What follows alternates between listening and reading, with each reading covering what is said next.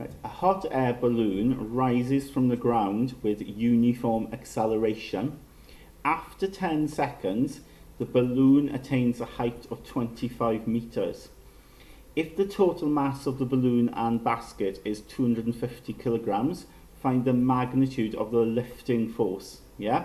So obviously this balloon has got a weight, okay, based on its mass and of course gravity acting on it, but it rises from the ground. The balloon doesn't fall, it manages to escape the ground because it's got this lifting force, this force which is directed upwards, okay, and that's what we're asked to find out.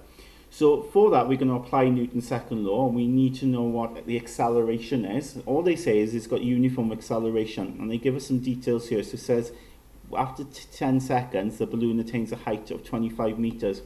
And the key here is it says uniform acceleration, so we can use SUVAT to work out what the acceleration is. So we know that after 10 seconds, when t is 10, it attains a height of 25 meters. Okay, so we know at 10 seconds, height is 25 meters. We also know the initial speed would be 0, yeah, because it obviously starts from the ground. We don't know the speed when it gets to 25. However, that should be enough for us to work out the acceleration. So if I use s equals ut plus half at squared, okay, so s is 25, u is 0, so 0 times 10, plus then half times a times then t squared, so 10 squared. So we get 25 equals, that's 0, and then half times 10 squared is 50, a. So then from there then we can work out that a is divided by 50, so we get 0.5 meters per second squared, okay? So we've got the acceleration, which is great. So now let's just draw a force diagram for our balloon, okay? So we just draw a balloon as like a box to make it easy for ourselves. And it's got this lifting force, then we'll call, say, F then, yeah? Which we need to determine. It's got its weight. Now remember, it's got a mass of 250 kilograms, but we times that then by g, don't we? Because we're using Newton's second law, which is that, if you remember, force equals mass times acceleration. So the mass is 250 and the acceleration then is g due to gravity. Okay, remember gravity is 9.8, and we'll see that now in a moment.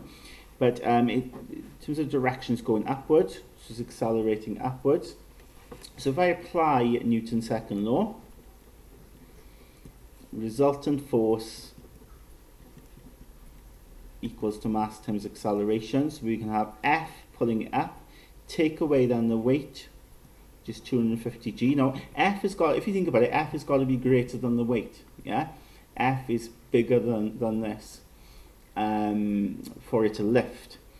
But the weight is holding it down, obviously, it is dragging it back. This is like the driving force, lifting it upwards, but of course you've got the weight opposing it. So that's why we have the resultant force here of that. F minus 250g. The mass is 250. Okay, remember it's just 250 for the mass. You just put what it is in kilograms. Okay, just 250, and then times then the acceleration, which we worked out earlier to be 0.5. So F then take away 250 times 9.8, and 250 times 0.5 is 125. So then we've got F take away then 250 times 9.8, so that comes to be 2450 equals 125. So then F will be 125 plus 2450, so F will be, if I add them on, 2575. So 2575 newtons.